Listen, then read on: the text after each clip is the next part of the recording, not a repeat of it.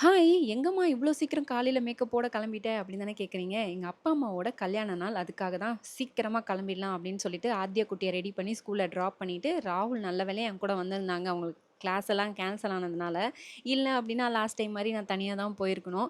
So உள்ள போய் கதவ தட்டுறேன். அம்மா வந்து "ஆத்யா குட்டி வரலையா?" எங்க அப்பா வந்தோனே, "ஆத்யா வந்திருந்தா நல்லா இருந்திருக்கும்." அப்படிலாம் சொல்லியிருந்தாங்க. இந்த கல்யாணம் ஆகி குழந்தை பொறக்குது அப்படின்னா, நம்ம மேல இருக்க ஃபோக்கஸ் ஃபுல்லா கம்மியாயிடும். ஃபுல் ஃபோக்கஸும் உங்க பேராண்டி மேலேயே தான் இருக்கும். நானும் பழகிருச்சு. சரி ஓகே. இவங்க இப்படிதான் நம்ம மேல ஃபோக்கஸ் எல்லாம் போச்சு அப்படின்ட்டு. அப்புறம் அம்மாக்கு வாங்குன கிஃப்ட்ட மட்டும் குடுத்தேன். அம்மா ஜாலியா பார்த்துட்டு இருந்தாங்க. 2 தோசை அம்மா கையால சாப்பிட்டோனே தான் செம்ம நிம்மதியா இருந்துச்சு. அதுக்கப்புறம் அம்மா, அப்பா கிட்ட ஆசீர்வாதம் வாங்கிட்டு, அவங்கள அப்படியே பேக் பண்ணி கூட்டு போயிட்டோம் ரெஸ்டாரண்ட்க்கு.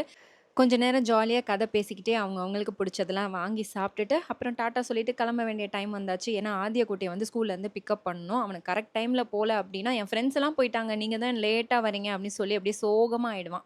ஸோ எங்க அப்பா, அம்மாவோட கல்யாண நாளுக்கு ஏதோ எங்ககிட்ட முடிஞ்ச கிஃப்ட்ட குடுப்போம். அவங்கள ஏதாவது ஹேப்பியா வச்சுப்போம். உங்க அப்பா, அம்மாவோட கல்யாண நாளுக்கு நீங்க என்னலாம் கிஃப்ட் குடுப்பீங்க? கல்யாண நாளோட டேட் என்ன? அப்டின்னு சொல்லி கமெண்ட்ல சொல்லுங்க. இந்த மாரி சூப்பரான வீடியோல வந்து பார்க்குறேன். அது வரைக்கும் பை.